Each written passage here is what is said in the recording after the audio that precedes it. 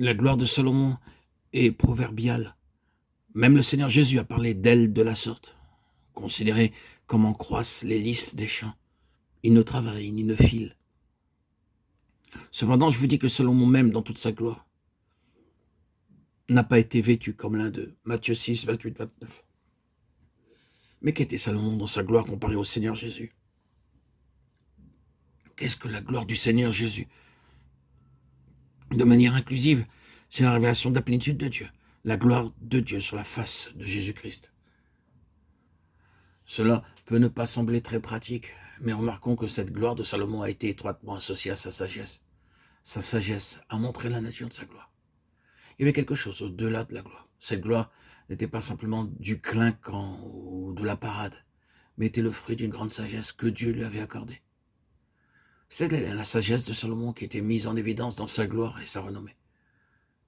Que peut-il être dit de sa sagesse? Il a prononcé 3000 sentences, il a écrit beaucoup de cantiques, il a parlé sur les arbres, les animaux, les oiseaux, les reptiles et les poissons. Ce sont toutes des choses très pratiques. Comment a-t-il parlé d'eux?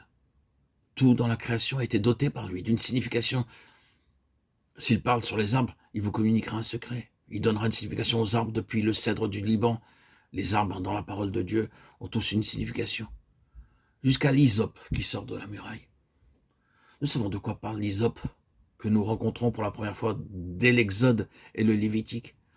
Nous savons ce que représentent les cèdres du Liban et tous les arbres entre les deux ont également une signification.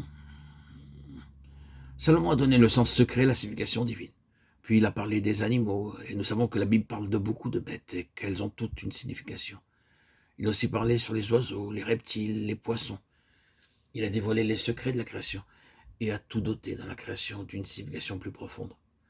Être capable de faire cela est la preuve d'une sagesse qui n'est pas ordinaire. En quoi le Seigneur Jésus est-il supérieur? Eh bien, après tout, la sagesse de Salomon dans ces domaines n'était que poétique.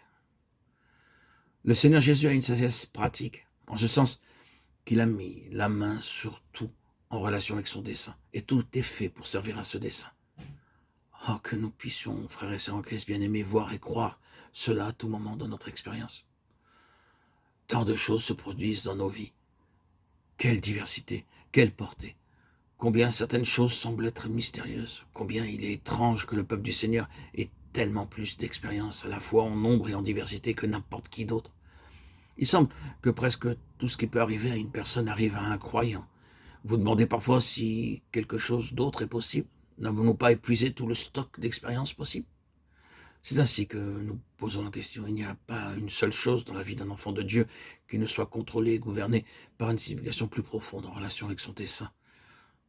Rappelons-nous la déclaration de Paul. Nous savons du reste que toute chose concourt au bien de ceux qui aiment Dieu, de ceux qui sont appelés selon son dessein. Romains 8, 29. La traduction plus fidèle est « Dieu travaille en toutes choses pour le bien ». Dieu dote tout d'une signification pour ceux qui l'aiment et sont les appelés selon son dessein.